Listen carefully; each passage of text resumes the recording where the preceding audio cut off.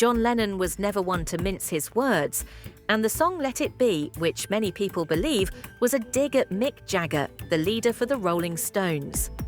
On the other hand, there is a phrase in the middle of the song that some people believe describes Mick Jagger. The song was released after the bands had been in a relationship for a long time, which had been characterized by a range of emotions, from harmonious to antagonistic.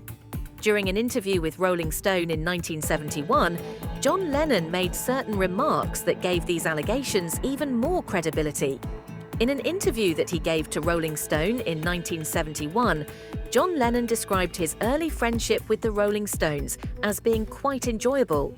Two of the most popular bands to emerge from the United Kingdom in the 1960s became the subject of stories that centered on a rivalry between the two bands.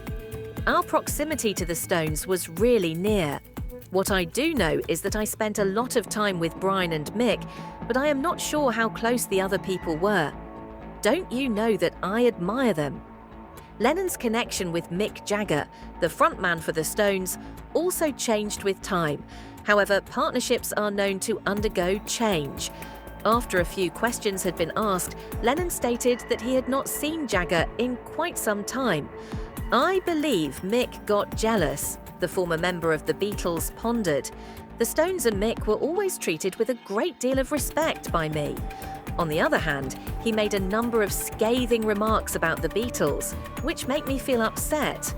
"I am able to despise the Beatles, but you must not allow Mick Jagger to do the same." Subsequently, Lennon indicated particular albums and songs that he believed the Stones had taken from the Beatles. The Beatles released their final album as a band, titled Let It Be, 1 year prior to John Lennon posting his criticism of fellow rock star Mick Jagger in Rolling Stone. The criticism was not particularly subtle.